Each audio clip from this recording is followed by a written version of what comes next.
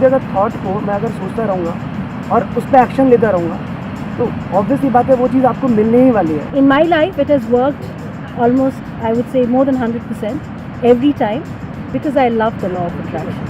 You will never ever attract what you want. You will always attract what you are. Until or unless you just keep on thinking in a room and stick pictures around like we see in the videos, you're not going to get anything until you put an effort. मेरे लिए law of attraction और law of love कुछ नहीं है, हम success की तरफ जाते हैं, सक्सेस हमारे पास नहीं आती।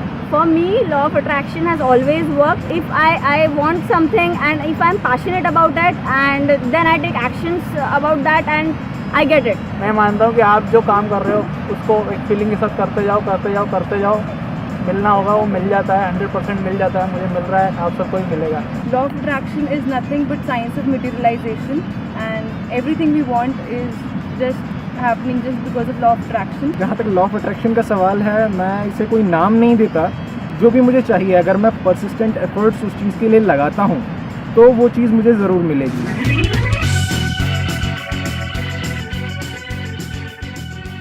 First of all, I am so excited to see you all. Thank you so much for coming from different parts of India and okay, so let's start with this session. ये इतना interesting है, इसमें कुछ इतनी सारी चीज़ें unleash होने वाली हैं, कुछ इतनी सारी चीज़ें बाहर आने वाली हैं जो आज तक मुझे नहीं समझ आई थी। फॉर एग्जाम्पल, मैंने बहुत बार बोला कि अपने दिल की सुनो, अंदर की आवाज़ सुनो, कैसे सुने, उसका आज यहाँ पर जवाब आने वाला है। अपने डिज़ायर्स को आइडेंटिफाई कैसे करें, इतने सारे डिज़ायर्स हैं, उसमें से आइडेंटिफाई कैसे करें, थॉट्स के बेस पे करें, फीलिंग्स के बेस पे करें, इमोशंस के बेस पे करें, कैसे करें, उसका आज जवाब आने वाला है। बिलीफ, मैं कहता हूँ बिलीव करो, पूरी दुनिया कहती है बिलीव करो, बिलीफ है क्या? What is belief? कैसे करें, कैसे करते हैं बिलीव, कैसे कोई करता है, कैसे नहीं करता है। So this session is basically about how. दो तरह के लोग हैं जो मेरे सेशंस देखते हैं, एक वो हैं जो मज़े के लिए देखते हैं, उनको इससे कोई मतलब नहीं है कि अंदर क्या हो रहा है क्या नहीं हो रहा। मतलब अगर सिंपल वे में देखा जाए कि अगर उनको फील अच्छा हो रहा है, मज़ा आ रहा है, तो इसका मतलब वो सेशन में मज़ा आ रहा है, हल्का फुल्का है। थोड़ा सा भी दिमाग पे ज़्यादा लोड आ गया, कुछ चीज़ें नहीं समझ में आ रही, कन्फ्यूजन क्रिएट हो रही है, अरे मज़ा नहीं आ रहा यार, मज़ा नहीं आ रहा, सिंपल। सो ये है जो सेशन है, ये वाला जो सेशन है, ये टिपिकली दूसरी कैटेगरी के लोगों के लिए है, जो मज़े के लिए नहीं देख रहे, जो सही में कुछ करना चाहते हैं, कुछ बनना चाहते हैं, कुछ सीखना चाहते हैं। अगर सच में आप कुछ करना चाहते हो तो ये सेशन आपके लिए है। So this is my message to everybody. And एक बहुत इम्पॉर्टेंट कुछ मैं पढ़ने वाला हूँ इस सेशन को शुरू करने से पहले। It's one of my favourite books of all time. Name of this book is Dao De Ching. हम इसको पढ़ते हैं तो it is Tao, TAO, but we pronounce it as Dao. Dao का मतलब होता है दी वे, रास्ता। रास्ता कहाँ जाने का? रास्ता ज़िंदगी जीने का। इसकी कुछ लाइंस है जो मैं आप लोगों के लिए रीड करूँगा और वो बहुत ज़रूरी है इस सेशन को शुरू करने से पहले। Chapter number 76। When he is born, man is soft and weak. In death, he becomes stiff and hard. Truly, what is stiff and hard is a companion of death. What is soft and weak is a companion of life. So if we want to be alive, we need to be flexible. Flexible not just in terms of our body, but in terms of our mind, in terms of our thinking, in terms of our beliefs. Let's be ready to change it. क्योंकि मैं अपने खुद के कई beliefs को challenge करने वाला हूँ। अभी जैसे जैसे सेशन आगे बढ़ेगा उसमें मैं अपने आप के बारे में नेगेटिव बोलने वाला हूँ। क्यों नहीं? मैं गलत नहीं हो सकता क्या? ज़रूरी है जो मैंने बोल दिया वो पत्थर की लकीर है? क्यों भाई, कल जो मैं था और आज जो हूँ उसमें ज़मीन आसमान का फ़र्क है। तो फिर मेरे थॉट्स क्यों नहीं बदल सकते? क्यों नहीं बदल सकते? मैं गलत क्यों नहीं हो सकता? मैं एक्सेप्ट क्यों नहीं कर सकता कि मैं गलत हूँ? Why not? तो इसी तरीके से जो भी आप इस सेशन को देख रहे हो, चाहे यहाँ पे देख रहे हो, चाहे वीडियो में देख रहे हो, try to be as soft as possible in terms of thinking. उसके बाद में चाहे तो हार्ड हो जाना, आइडियली नहीं होना चाहिए, चाहे तो हो जाना, बट अभी खुले दिमाग से सिर्फ समझने की कोशिश करो कि मैं जो बोलने वाला हूँ, जो मैं एक्सप्रेस करने वाला हूँ, कुछ चीज़ें हैं जो मैंने बहुत अपने डीपर लेवल ऑफ एग्जिस्टेंस पे फील करी है, रियलाइज़ करी है, एक्सपीरियंस करी है, जिसको मैं आप लोगों के साथ में अभी शेयर करने वाला हूँ। अब एक छोटा सा कन्फेशन। अनस्टॉपेबल सेशन को देख करके कुछ लोगों को ये लगा है कि मैं लॉ ऑफ अट्रैक्शन का मजाक उड़ा रहा हूँ। लगा है ना? सो अब अगर आप ध्यान से देखोगे उस सेशन को, तो मैंने उनका मजाक नहीं उड़ाया, कुछ बातों का मजाक उड़ाया है, और अगर किसी इंसान का मजाक उड़ाया तो खुद का उड़ाया। क्यों? क्योंकि मैं पास्ट में, आप में से कुछ लोगों को शायद पता भी नहीं होगा, मैं बता देता हूँ कि जब मैंने लाइफ चेंजिंग सेमिनार्स करने शुरू करे थे तो सेशन के एंड में मैं एक प्रिंट आउट देता था सबको, और उस प्रिंट आउट में सबसे ऊपर एक बुक का नाम लिखा होता था, recommended, strongly recommended by Sandeep Maheshwari, the secret, law of attraction, simple. So मैं खुद स्ट्रांगली उसमें बिलीव करता था। उसके अलावा इल्यूजन टू रियलिटी वाला जो मेरा सेशन था, उसमें मैंने आगे जा करके जो डिटेल में एक्सप्लेनेशन दिया वो तो ठीक था, उसमें तो फोकस किया काम पे, 32 बार चबाने पे, जो मैं कहता हूँ कि काम पे फोकस करो बजाय कि किसी सपने पे फोकस करने के। लेकिन शुरू में जो मैंने 3 एग्जांपल्स दिए थे, जो लोगों को बोला था कि आप इमेजिन करो कि आपका एक 1 BHK फ्लैट है, वो आपको मिल गया है, इमेजिन करो कि आप एक फॉरेन टूर पे चले गए हो, इमेजिन करो कि आपका एक बिजनेस है, आप वहाँ पर बैठे हुए और आप सोचने लग गए तो अपने आप सच हो जाएगा, आपको कुछ करना नहीं पड़ेगा। ये क्या था? लॉ ऑफ अट्रैक्शन था। मतलब मैं खुद उसको मानता था, ऐसा नहीं है कि मैं नहीं मानता था। तो और ये बात कोई बहुत ज़्यादा पुरानी नहीं है, मे बी 5-6 महीने हुए होंगे इस बात को। और अगर आप एक और चीज़ को नोट करोगे तो मैंने आज तक अपने किसी भी सेशन में किसी के बारे में भी, चाहे लॉ ऑफ अट्रैक्शन हो, चाहे ये हो वो, किसी के बारे में कभी नेगेटिव नहीं बोला। तो मैं क्यों नेगेटिव बोल रहा हूँ लॉ ऑफ अट्रैक्शन के बारे में? क्यों बोल रहा हूँ? कोई ना कोई वजह है, और वो वजह क्या है मैं आपको बता देता हूँ। मैं अपने एक दोस्त से मिला जिसने आकर के मुझे बहुत थैंक्स किया, मतलब दैट गाय, उसने आकर के मुझे बोला कि संदीप भाई तेरी वजह से मज़ा आ गया और मैं गोवा फ्री में घूम के आ गया अपनी फैमिली के साथ में। तो मुझे समझ नहीं आया, तो उसने फिर समझाया, कहता कि तूने मेरे को बताया था ना लॉ ऑफ अट्रैक्शन के बारे में, मैंने जा करके देखा, उसको समझा, और वहाँ पे मैं गया था गोवा में, जिस होटल में वो रुका हुआ था उसी होटल के अंदर एक कैसीनो है। कहता वहाँ पे जा करके मैंने उसको अप्लाई किया लॉ ऑफ अट्रैक्शन को, और प्रॉपर तरीके से मैंने अप्लाई किया। मैंने कहा एग्जैक्टली तूने क्या किया ज़रा बताएगा? तो रूले नाम की एक गेम होती, आप लोगों को पता है रूले? नहीं पता तो गूगल में जा करके डाल के देख लेना। उसमें बहुत सिंपल है, नंबर्स होते हैं बहुत सारे, उसमें से एक नंबर आपको चूज़ करना होता है। अगर वो नंबर आ गया तो आपको 1 का 35 मिल जाता है। ओह आई थिंक यहाँ से सीधा वहीं की टिकट कटने वाली है गोवा की।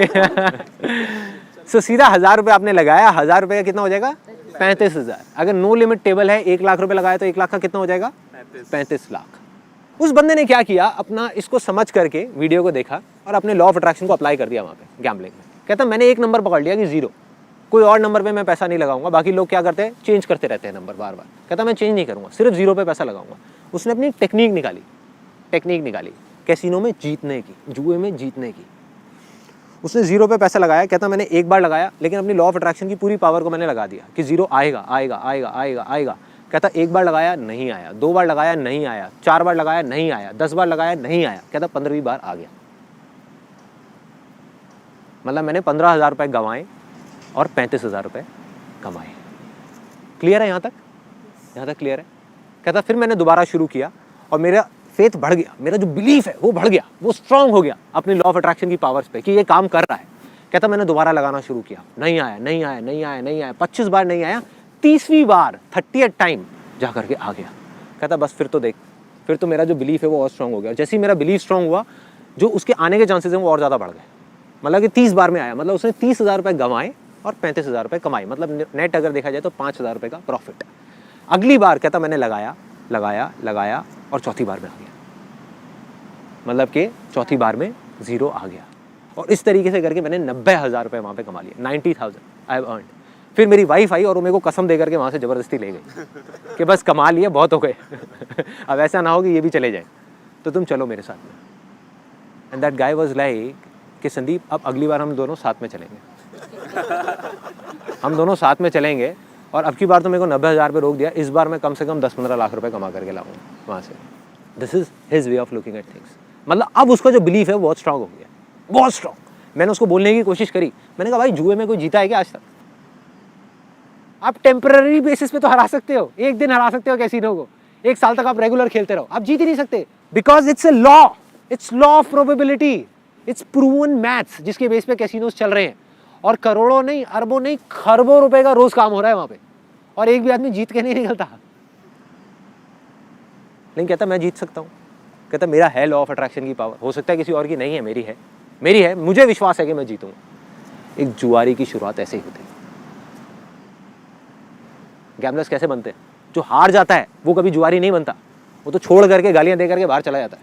जो जीत जाता है वो गया। वो क्या बन गया? जुआरी बन गया, जुआरी बन गया। तो ये जो मैं सेशन कर रहा हूँ उसमें आई थिंक उसका भी एक बहुत बड़ा रोल है, बिकॉज ये मैं इनडायरेक्टली उसके लिए भी कर रहा हूँ। तो जैसे ये मेरा सेशन होगा तो यूट्यूब पे जाने से पहले मैं एक DVD बनाऊंगा, ले आ करके अपने उस फ्रेंड को दूंगा भाई एटलीस्ट देख, शायद तुझे कुछ समझ आए, शायद। बट आज उसका विश्वास पूरा है लॉ ऑफ अट्रैक्शन पे कि हर जगह पे काम करता है, काम करता है, काम करता है। लेकिन जब ये चीज़ हुई तो मैंने अपने आप से ये चीज़ समझने की कोशिश करी कि क्या सही में ऐसा हो सकता है। बिकॉज अगर सोचने से पार्किंग मिल सकती है, सोचने से ट्रैफिक चेंज हो सकता है, सोचने से इतनी सारी चीज़ें हो सकती है, गाड़ी मिल सकती है, बंगला मिल सकता है, तो एक नंबर क्यों नहीं आ सकता? अगर हम देखा जाए, जब एक गाड़ी को हम अट्रैक्ट कर सकते हैं अपनी तरफ सोचने से, अपनी अट्रैक्शन की पावर से, तो एक नंबर को क्यों नहीं अट्रैक्ट कर सकते? क्या बड़ी बात है, क्यों नहीं कर सकते? तो जब मैंने जैसे ये क्यों आया ना दिमाग के अंदर घुस गया जा करके कि भाई क्यों नहीं हो सकता, क्यों नहीं हो सकता। मतलब मैंने ये नहीं कहा था कि ये हो ही नहीं सकता, मैंने कहा कि शायद हो सकता है, शायद नहीं। चलो इसके अंदर जाते हैं, अंदर जा करके देखते हैं कि कहानी है क्या, समझ आएगी। और जैसे जैसे जैसे जैसे मैं अंदर जाता चला गया, अंदर जाता चला गया, अंदर जाता चला गया, समझने की कोशिश करी कि एग्जैक्टली हो क्या रहा है। मतलब मैं अकेला नहीं था, पूरी की पूरी दुनिया है जो आंख बंद करके, आंख पे पट्टी बांध करके सिर्फ बोल रही है कि लॉ ऑफ अट्रैक्शन काम करता है, और अपनी हर एक जगह पर उसको लगाने की कोशिश कर रही है। इनडायरेक्टली जुआरी बनते चले जा रहे हैं,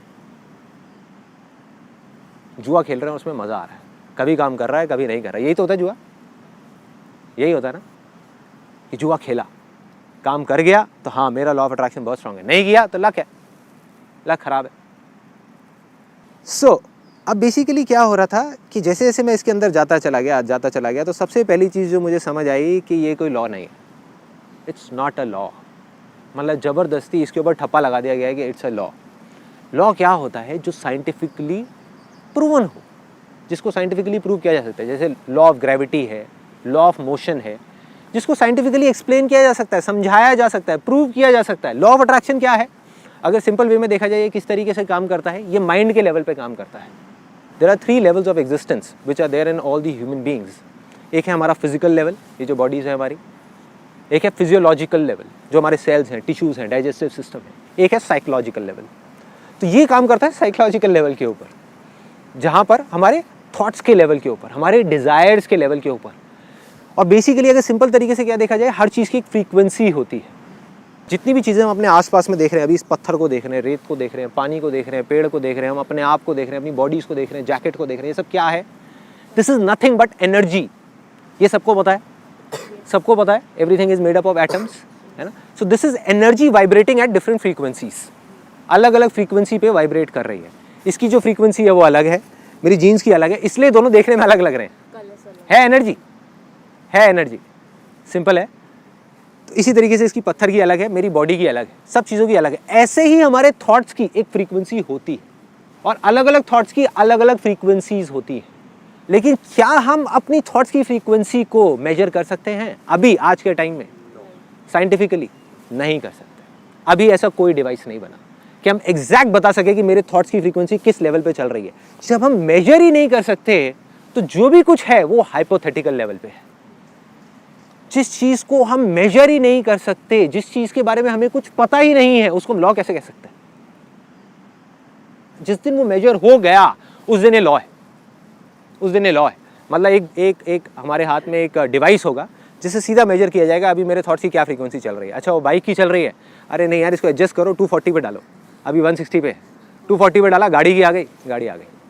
सिंपल है ना, सिंपल है। क्या प्रॉब्लम है? उस दिन ये एक लॉ है, कोई प्रॉब्लम नहीं है। हमें पता है कि हम अंधेरे में तीर नहीं चला रहे, हम सीधा जा करके निशाना लगा रहे हैं, ठा, that is law, that is law. जैसे एक रिसर्च हुई थी बहुत इंटरेस्टिंग सुपरस्टिशन के बारे में। It's a very very interesting example. एक पिजन को, एक कबूतर को एक उसमें रखा गया, एक केज में, एक पिंजरे में रखा गया, और साइड में एक मशीन लगाई गई। उस मशीन में से क्या किया गया, दाने छोड़े गए एग्जैक्ट 3-3 मिनट के इंटरवल पे। हर 3 मिनट बाद वहाँ से एक दाना निकलता और कबूतर को दाना मिलता। कबूतर को जैसे जैसे भूख बढ़ रही थी तो उसको उस दाने का लालच भी बढ़ रहा था, है ना। सो वो दाना आया एग्जैक्ट 3 मिनट बाद, कबूतर ने दाना खाया। कबूतर ने क्या किया, बीच में फ्रस्ट्रेशन की वजह से फ्रस्ट्रेट हो गया क्योंकि दाना नहीं मिल रहा था, दाना देर में मिल रहा था और उसको भूख बढ़ती जा रही थी। उसने कलाबाजियाँ खानी शुरू कर दी, गोल घूमा ऐसे करके पिंजरे में और आकर के बैठ गया। फिर से थोड़ी देर बाद दाना आ गया, फिर से गोल घुमा, घूम करके बैठा, दाना आ गया, गोल घुमा, घूम करके बैठा, दाना आ गया, गोल घुमा, घूम करके बैठा, दाना आ गया।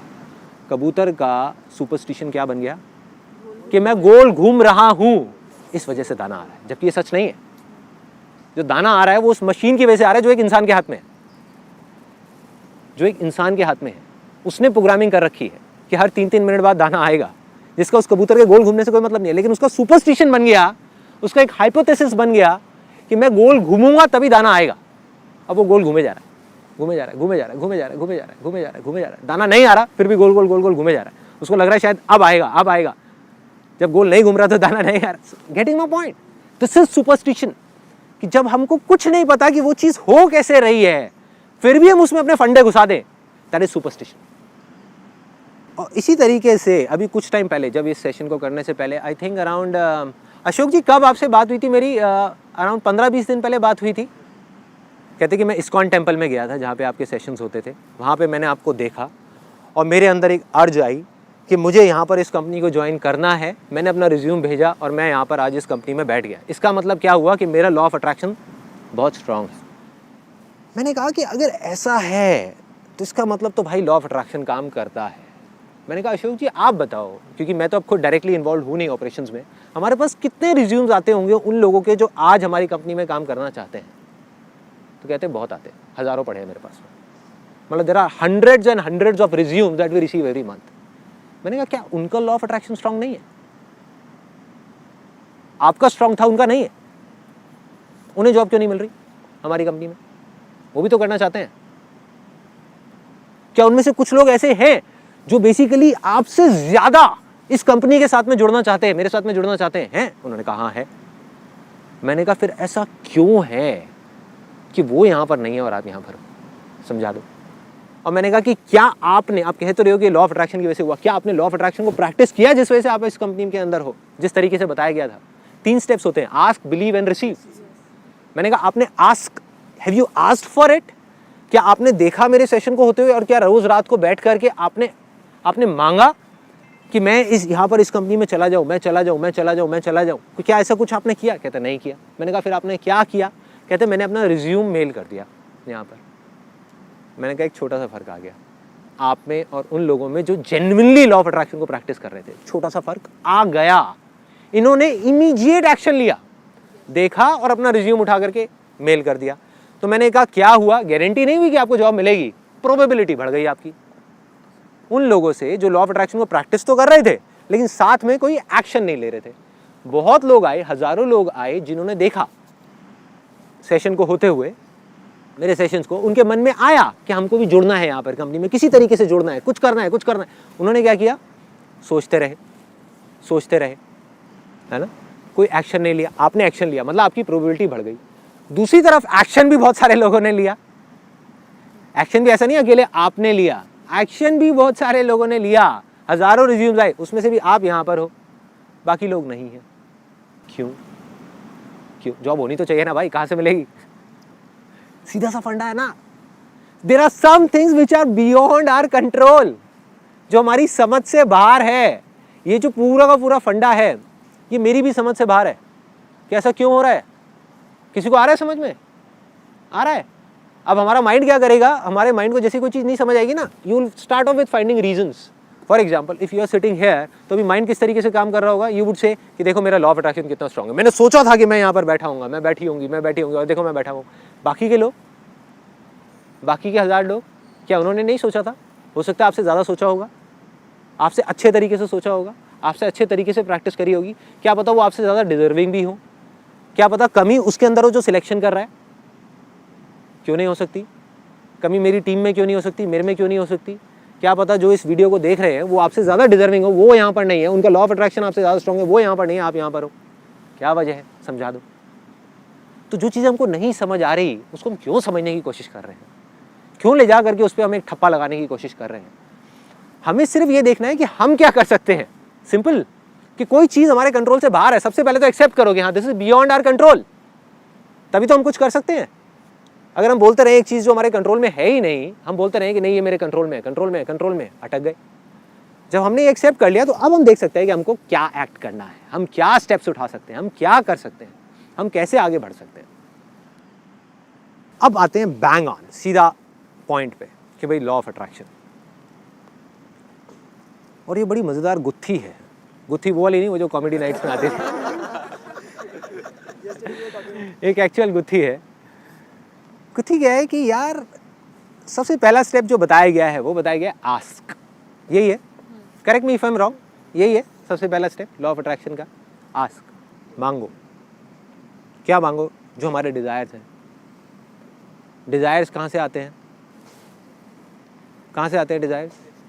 थॉट से आते हैं। अब कैसे डिसाइड करें, कैसे डिसाइड करें कि किस थॉट को मांगना है, किसको नहीं मांगना? एक दिन में 60,000 से ज़्यादा थॉट्स आते हैं, ये भी बताया गया है हर जगह पर। तो उसका एक रास्ता बताया गया है काफ़ी जगह पे, वो है अपने फीलिंग्स के बेस पे हम डिसाइड कर सकते हैं, इमोशंस के बेस पे हम कॉल ले सकते हैं। ये एक रास्ता है। क्या ये रास्ता ठीक है? अब एक एग्जांपल लो, बड़ा रियल लाइफ सा। पान की दुकान पे 4 लड़के खड़े हुए हैं, चारों दोस्त हैं, पुराने दोस्त हैं 4-5 साल से। 3 दोस्त हैं सिगरेट पीते हैं, एक है नहीं पीता। और ऐसे ही शुरुआत होती है सिगरेट पीने की, ऐसे ही होती है। एक है नहीं पीता।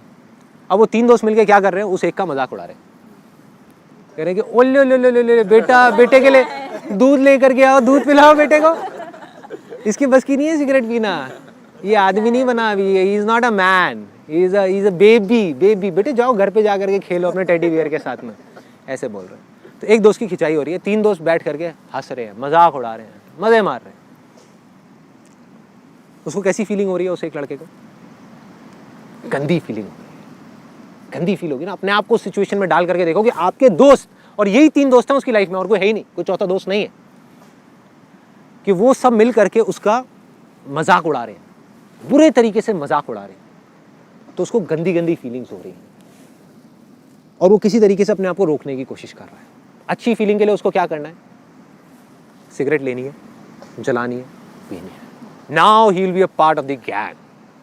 4 दोस्तों का पार्ट बन गया, उनके साथ में घूमेगा बाइक पे, उनके साथ में बातें करेगा इधर उधर की, ये वो। Now he will be a man. ठीक है, अच्छी फीलिंग। डिजायर क्या कह रहा है? पियो। फीलिंग क्या करवाना चाह रही है उससे? पिलाना चाह रही है। लेकिन अगर वो नहीं पीता और उन दोस्तों को बोलता है कि भाड़ में जाएं ऐसे दोस्त, मुझे नहीं चाहिए ऐसे दोस्त, और घर में जाकर के अकेला बैठ जाए, तो कैसी फीलिंग होगी उसको? गंदी फीलिंग होगी, गंदी फीलिंग। जैसे ही फीलिंग्स खराब होती है, माइंड इमीडिएटली उसकी एग्जैक्ट अपोजिट अच्छी फीलिंग ढूंढता है, एग्जैक्ट उल्टी उसकी। फॉर एग्जाम्पल, अगर वाइफ से लड़ाई हुई तो इमीडिएटली एक आदमी जा करके उसको ऑफिस में अगर कोई दूसरी फीमेल होगी जो थोड़ा अच्छे से बात करेगी, वो अच्छी लगने लग जाएगी इमीडिएटली। या फिर वो उसको पूरा उसको ठीक करने के लिए अगर कहीं लड़ाई हुई तो जा करके खाना खाने लग जाएगा, ओवर ईटिंग करने लग जाएगा, मतलब किसी तरीके से अपनी फ्रस्ट्रेशन को निकालेगा। सिगरेट, जबकि पता है कि वो अपने लिए हार्मफुल है, लेकिन सिगरेट पीना शुरू करता है। Feelings are temporary. इस चीज को हमको अपने दिमाग के अंदर घुसाना है, तभी इन फीलिंग से हम लड़ सकते हैं, चाहे अच्छी हो चाहे बुरी हो। जिसके पीछे हम भाग रहे हैं वो टेम्पररी है। जितना हम भागते रहेंगे भागते रहेंगे भागते रहेंगे, वो उतना ही हमको घुमाती रहेगी घुमाते रहेगी घुमाते रहेगी। सिंपल। सो जरूरी नहीं है कि जो फीलिंग्स अच्छी हैं वो काम भी हमारे लिए अच्छा हो। तो अब सवाल वहीं आ जाता है घूम फिर के, तो फिर डिसाइड कैसे करें? कोई भी बड़ा डिसीजन लेने से पहले हमें क्या अपने आप से पूछना है कि क्या ये मेरे लिए अच्छा है या नहीं है? क्या ये मेरे आसपास में जो लोग हैं उनके लिए अच्छा है या नहीं है? फीलिंग अच्छी है, करो। फीलिंग बुरी है, करो। ये एक बहुत इंटरेस्टिंग कैच है। फीलिंग बुरी है, करो। आई अगेन रिपीट, फीलिंग बुरी भी है तो करो, अगर वो अच्छा है तो। फॉर एग्जाम्पल आज अगर प्यार और अट्रैक्शन में फ़र्क देखा जाए तो क्या है? प्यार और अट्रैक्शन में अगर सिंपल वे में फ़र्क देखा जाए तो क्या है? Attraction gives you temporary pleasure but permanent pain. Love gives you temporary pain but permanent pleasure or something beyond pleasure. Exactly. Something beyond pleasure. When you are beyond pain and pleasure, when you are beyond your mind, that state is called love. आप किसी dancer से जाकर के पूछो कि क्या कब होता है, आपकी बेस्ट परफॉर्मेंस कब थी? कहती बेस्ट परफॉर्मेंस तब थी जब मैं खुद को भूल गई थी, जब मैं नहीं थी। मैं कौन है? Pain and pleasure. जब मुझे दर्द हो रहा था लेकिन मुझे पता ही नहीं था मुझे दर्द हो रहा है, मुझे मजा आ रहा था लेकिन मुझे पता ही नहीं था मजा आ रहा है, लोगों को आ रहा था मुझे तो नहीं आ रहा था, मैं थी लेकिन मैं नहीं थी। तो स्टेट ऑफ लव में कैसे पहुंचते हैं? मेरी जिंदगी में टोटल 8-10 चीजें हैं जिससे मैंने प्यार करा है। अट्रैक्ट मैं लाखों चीजों की तरफ हुआ हूँ, ठीक है, काम है, लोग हैं, ये है, वो है, बहुत आइडियाज हैं, लाखों आइडियाज है जिनकी तरफ मैं अट्रैक्ट हुआ हूँ, लेकिन प्यार मुझे सिर्फ 8-10 आइडियाज से है, 8-10 चीजों से है, जो इतना प्यार है कि जिसके लिए मैं मरने को तैयार हूँ, जिसके लिए मैं कुछ भी करने को तैयार हूँ। That is called state of love. अगर आज की डेट में आप मुझसे पूछो कि वो मेरे लिए सबसे ज्यादा क्या है, that is the state of meditation. Meditation. Rewind करते हैं, 3 साल पीछे चले जाते हैं। मेडिटेशन मेरे से एक दिन में 10 सेकंड भी नहीं होती थी। I used to hate meditation like anything, hate meditation. मतलब मेरी जिंदगी का सबसे बड़ा प्यार अगर मैं फीलिंग्स के बेस पे चूज करता तो क्या मैं कभी वहां तक पहुंचता? नहीं पहुंचता, नहीं पहुंचता। क्योंकि फीलिंग्स क्या करवाएंगी? बेकार है ना, छोड़ना। माइंड क्या करेगा? दर्द हो रहा है यार, नहीं बैठा जा रहा। जो एक आसन होता है ना, सिंपल सुख आसन, उसमें मैं 1 मिनट नहीं बैठ सकता था।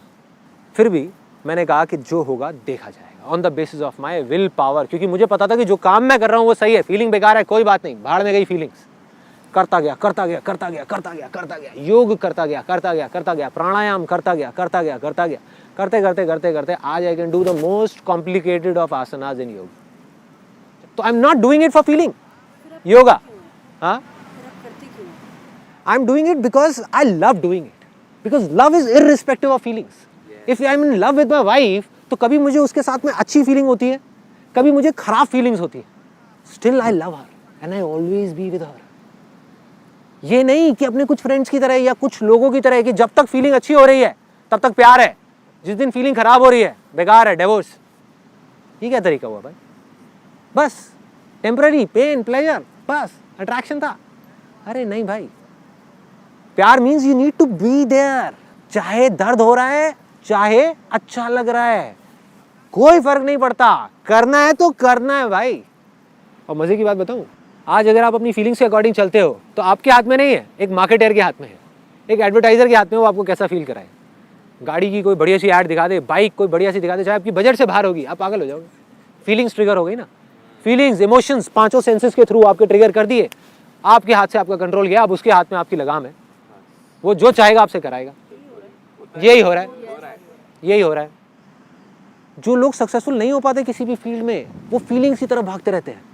जब तक फीलिंग अच्छी हो रही है करते रहो, फीलिंग खराब हो रही है छोड़ो, कोई और चीज ढूंढो जहाँ पे अच्छी फीलिंग हो रही है। जैसे आपने कहा सक्सेसफुल और अनसक्सेसफुल में एक ही डिफरेंस है, अनसक्सेसफुल वाला फीलिंग के साथ चेंज हो जाता है। जैसे कि अगर मैंने कहा मुझे टॉप करना है पर यार मुझे नींद आ रही है ना अभी, चलो सो जाओ, मजे करो, कंफर्ट जोन बेटर है। और दूसरा बोलेगा कि यार मेरे को फीलिंग आए नहीं है, मेरे को पढ़ना है, करना ही है। Bang on, bang on. You know what, जो अनसक्सेसफुल लोग होते हैं ना, वो एक दिन में अपने आप से 10 कमिटमेंट करते हैं और जिंदगी में एक भी पूरा नहीं करते, उसके एंड तक नहीं जाते। जो सक्सेसफुल लोग होते हैं वो 1 महीने में 1000 कमिटमेंट्स को छोड़ते हैं, मतलब थॉट्स को, डिजायर्स को छोड़ते हैं और सिर्फ एक कमिटमेंट करते हैं, लेकिन मरते दम तक उसको पूरा करते हैं। तो जस्ट गो फॉर इट। ये फर्क है। फिर चाहे दर्द हो रहा है, चाहे मजा आ रहा है, चाहे सक्सेस मिल रहा है, चाहे फेलियर है, चाहे फेलियर है, लगे रहो, लगे रहो, चलते रहो, छोड़ना नहीं है। जो सही लग रहा है वो करते रहो, करते रहो। यहां तक क्लियर हो गया कि अपने डिजायर को डिस्कवर कैसे करना है, आपके लिए क्या अच्छा है, बस this is the most important. Feelings is secondary. अब आ जाओ कि अब डिजायर तो हमको पकड़ में आ गया, अब क्या करें? अब क्या करें? 2 रास्ते हैं।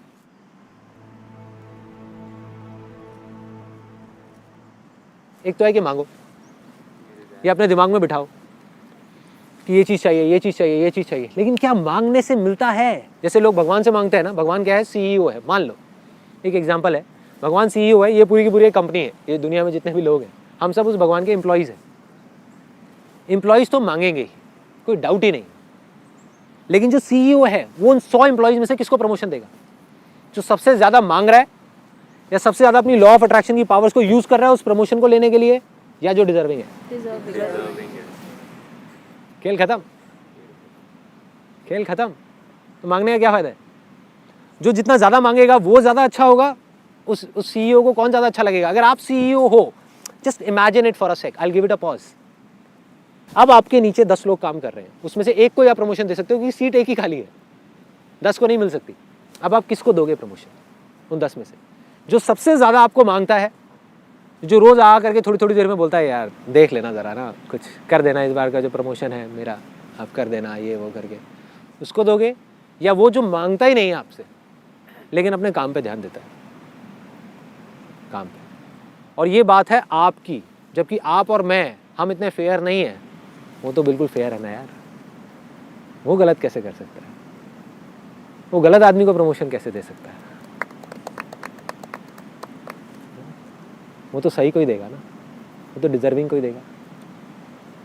तो करना क्या है? अपने आप को deserving banana. Law of attraction क्या कहता है? कई बुक्स में भी लिखा हुआ है। इनफैक्ट लॉ ऑफ अट्रैक्शन के बारे में जो लोग बात कर रहे हैं वो भी यही बोल रहे हैं, डेफिनेशन सही दे रहे हैं, एग्जाम्पल्स गलत दे रहे हैं। क्या बोलते हैं? You do not get what you want, you get what you are. जो आपने भी शायद बोला है अपनी वीडियो में, right? You get what you are, जो आप हो। और आप कौन हो? आप आपके बिलीफ्स हो, राइट? जब तक आपके बिलीफ्स नहीं बदलेंगे तब तक कुछ नहीं बदलने वाला। आप मांगते रहो, और मांगने से अगर बिलीफ्स बदलते तो इस दुनिया के सबसे स्ट्रांग बिलीफ भिखारी के होते। सबसे ज्यादा वो मांगता है, मांगता है ना, कुछ मिलता है क्या? नहीं। तो क्या करें? सिर्फ एक रास्ता है, अपने आप को डिजर्विंग बनाएं। फोकस कहां डालना है? मांगने पे नहीं, अपने आप को बदलने में। अपनी लाइफ की सिचुएशंस को नहीं, लोगों को नहीं, दुनिया को नहीं, खुद को बदलने में, खुद को डिजर्विंग बनाना है, राइट? एक बार आप डिजर्विंग बन गए, क्या जरूरत है किसी से भीख मांगने की?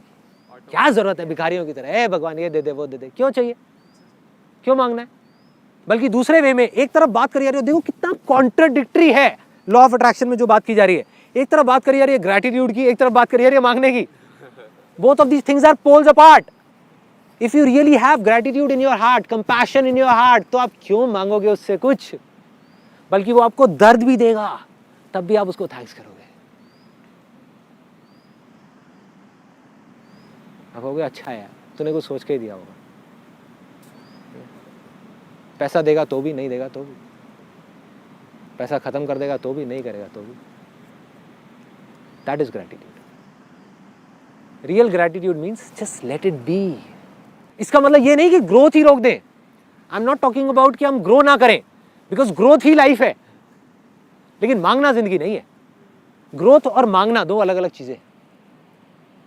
मैं ये नहीं कह रहा कि आप ग्रो मत करो, या आपको गाड़ियां नहीं मिलेंगी, बंगले नहीं मिलेंगे, सब कुछ मिलेगा, सब कुछ मिलेगा, लेकिन मांगने से नहीं मिलेगा। मांगते रहो। कंपनी में जो एम्प्लॉइज मांग रहे हैं उनको मांगने से नहीं मिलेगी प्रमोशन, जो डिजर्व करेगा उसको मिलेगी। डिजर्विंग कैसे बनाएं? अपने बिलीफ्स को चेंज करके। सेकंड स्टेप,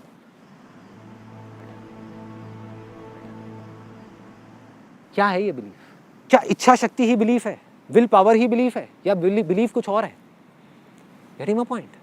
क्या ये दोनों सेम है या अलग अलग चीजें हैं? एक विल पावर है एक इंसान की कि मुझे ये काम को करना है और मैं किसी भी हालत में करके रहूंगा, क्या यही बिलीफ है या बिलीफ कुछ और है? फॉर एग्जाम्पल, आपके अंदर डिजायर है, बहुत जबरदस्त डिजायर है कि मुझे ना ऑपरेशन करना है एक पेशेंट का जा करके अभी किसी हॉस्पिटल में। दूसरी तरफ एक डॉक्टर है जो अभी अभी अपना MBBS करके निकला है, उसका भी एक डिजायर है कि मुझे ऑपरेशन करना है। तीसरी तरफ एक सर्जन है जिसको 15 साल का एक्सपीरियंस है, उसके अंदर कोई डिजायर नहीं है। तीनों जाकर के ऑपरेशन करते हैं। किसका ऑपरेशन सक्सेसफुल होने के चांसेस ज्यादा है? सर्जन का। यही बिलीफ। बिलीफ इज नथिंग, इतना हुआ है बिलीफ। बिलीफ क्या है? Belief belief is knowledge and experience, बस, और कुछ नहीं है बिलीफ। लोग कहते हैं ना विश्वास करो विश्वास करो विश्वास करो। किस पे विश्वास करें भाई? भगवान पे विश्वास करें? एक्सपीरियंस किया कभी भगवान को तो कैसे विश्वास करें? एक्सपीरियंस कर लिया तो नहीं भी कहोगे तो विश्वास हो जाएगा। आई बिलीव इन देम, ठीक है, ये डिफरेंस है।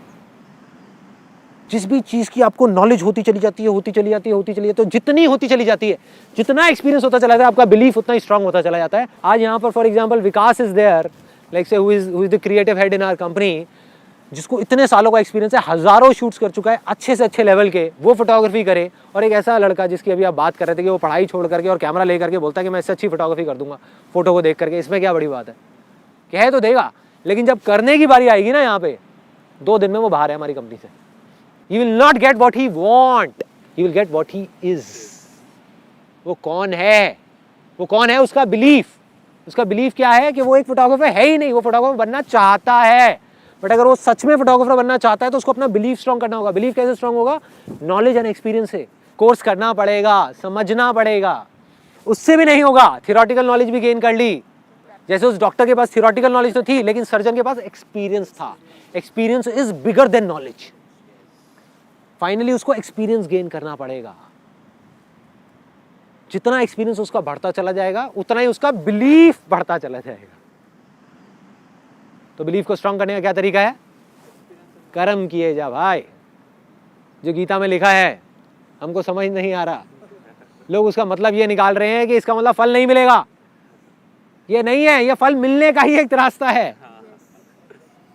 The more you learn, the more stronger will be your belief. जितना स्ट्रांग आपका बिलीफ होगा, उतने स्ट्रांग आप होगे। उतने स्ट्रांग आपका माइंड होगा, उतनी स्ट्रांग आपकी बॉडी होगी। जितने स्ट्रांग आप बनते चले जाओगे, उतनी ही बड़ी सक्सेस होगी।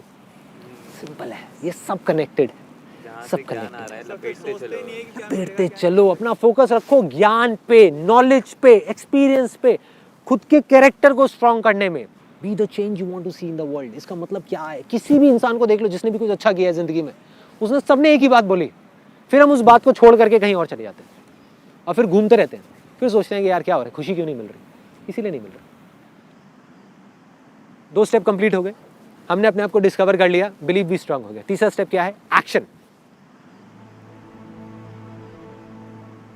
ऐसे बहुत सारे लोग हैं जिनका बिलीफ भी स्ट्रांग है, डिजायर है कि मेरे को कुछ बड़ा करना है, फिर भी करते नहीं है। फॉर एग्जाम्पल एक सर्जन है, उसका बिलीफ है, 15 साल का एक्सपीरियंस है उसके पास में, नॉलेज भी है, ठीक है, उसके अंदर डिजायर है कि मुझे गांव में जा करके एक बड़ा अपना हॉस्पिटल सेटअप करना है, वो नहीं कर रहा, एक्शन नहीं ले रहा। और जब तक वो नहीं करेगा तब तक उसकी लाइफ इनकम्प्लीट है। It's his ultimate calling, is the reason for his existence, फिर भी वो एक्शन नहीं ले रहा। क्यों नहीं ले रहा एक्शन? एनर्जी नहीं है उसके पास उस एक्शन को लेने के लिए। एनर्जी चाहिए एक्शन लेने के लिए। एनर्जी कहाँ से आती है? एनर्जी हमारी फीलिंग्स और इमोशंस से आती है। देखो फीलिंग्स और इमोशंस तो रहेंगे, मैंने ये कहा उसके बेस पे आप डिसाइड मत करो अपने डिजायर को, लेकिन मैंने ये नहीं कहा कि फीलिंग्स और इमोशंस गायब हो जाएंगे आपके अंदर से। हम क्या कर सकते हैं? फीलिंग्स और इमोशंस को कंट्रोल भी नहीं कर सकते, उसको डायरेक्शन दे सकते हैं। जैसे ही हम अपने बिलीव्स को बदल देते हैं, हम अपने पर्पस को बदल देते हैं, काम को करने के मकसद को बदल देते हैं, the way of looking at thing changes.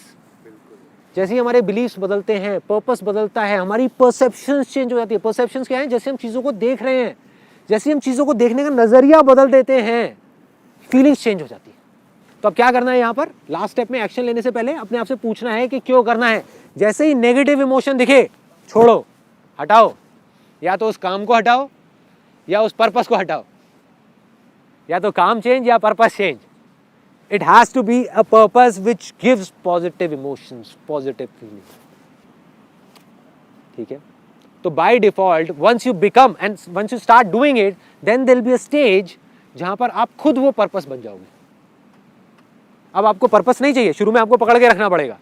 धीरे धीरे धीरे धीरे वो पर्पस धीरे धीरे आपके बिलीफ सिस्टम में इंटीग्रेट हो जाएगा। वो पर्पस, वो वजह, वो आपके बिलीफ सिस्टम में चला जाएगा, आपके अंदर तक चला जाएगा। और जब वो चला गया तो ऑटोमेटिकली वहाँ से फीलिंग जनरेट हो रही होंगी जो पॉजिटिव ही होंगी, क्योंकि पर्पस पॉजिटिव है। उसमें गलत कैसे हो सकता है? फॉर एग्जाम्पल मदर टेरेसा है, अगर उसका पर्पस पॉजिटिव है, कंपैशन है, तो कंपैशन ही आएगा ना बाहर। एंगर कैसे आ सकता है? नहीं आ सकता। गांधी जी का पर्पस क्लियर है, non violence, this is what he stand for. Look at any great leader in the history of this world, everybody stood for something which they strongly believe in. वो believe क्या, कहाँ से बना? वो एक दिन में नहीं बना, पहले उसकी शुरुआत हुई पर्पस से। वो पर्पस ही उनका गोल बन गया, वो ही बिलीव बन गया, वही ज़िंदगी बन गई, वही वो खुद बन गए, और ऐसे ही वो दुनिया बदल गई। Gandhi ji and non violence is inseparable. आप इन दोनों को अलग नहीं कर सकते। जहाँ नॉन वायलेंस की बात आएगी गांधी जी का नाम आएगा, गांधी जी की बात आएगी नॉन वायलेंस की बात आएगी। इसी तरीके से आपको जो अच्छा लगे पर्पस, आप उसको चूज कर लो,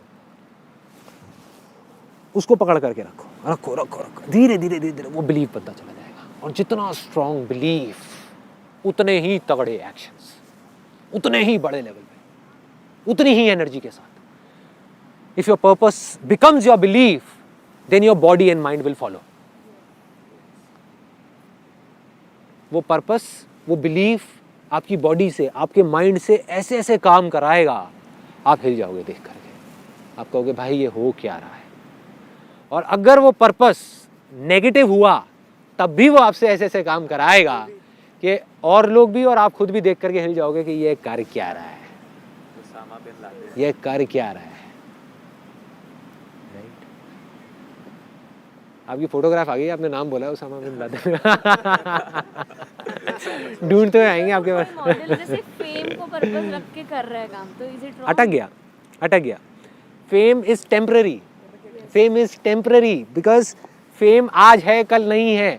और देखो कोई भी टेम्पररी पर्पस आप पकड़ते हो, फेम के साथ में क्या आएगा, ग्रीड आएगा। मतलब मुझे फेम मिल जाए। फेम क्या है, मतलब किसी और से मेरा ज्यादा नाम है, उसी को फेम बोलते हैं ना। तो अगर किसी और का आपसे ज्यादा फेम आ गया तो क्या आएगा, जेलसी आ जाएगी। जिसका कम होगा आपसे नाम, उसका क्या आएगा, कितना बेकार आदमी है, ये तो कुछ नहीं, 2 कौड़ी का है मेरे सामने। ऐसे ही होता है। जिसके पास में पैसा ज्यादा होता है वो अपने से नीचे वालों को बेवकूफ समझते हैं, ऊपर वाले के आगे ऐसे ऐसे करके घूमते हैं। क्यों कर रहे हैं? We are what we believe in. और हम अगर फीलिंग्स के थ्रू उसको चेंज करने की कोशिश कर रहे हैं तो फीलिंग्स कुछ नहीं है हमारे, it is manifestation of our existing believes. जो हमारे एग्जिस्टिंग बिलीव्स हैं उसी के अकॉर्डिंग फीलिंग्स हो रही हैं।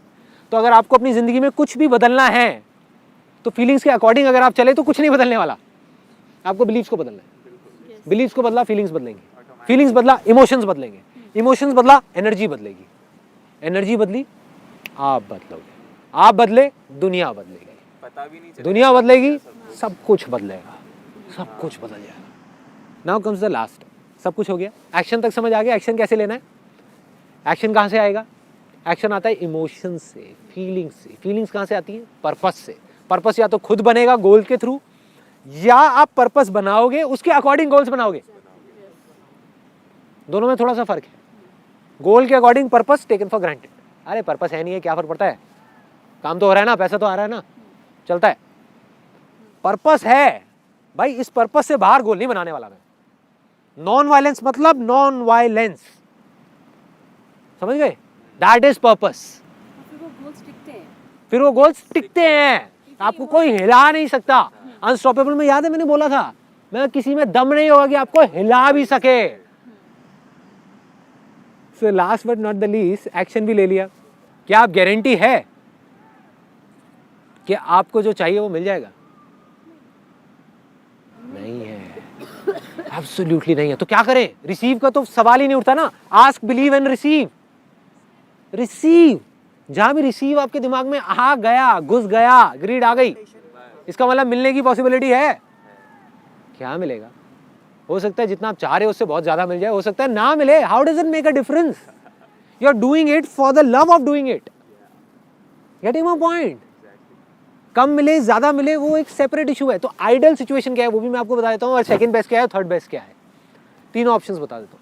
आइडियल सिचुएशन ये है कि आप किसी भी आउटकम के बारे में सोचो ही नहीं।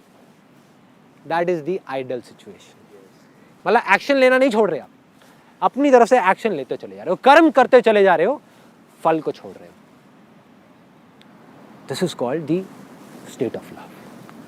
No outcome required, nothing at all. क्या होगा पता नहीं, पता नहीं। This is the best state to be in if you want to be in a state of flow, ideal situation.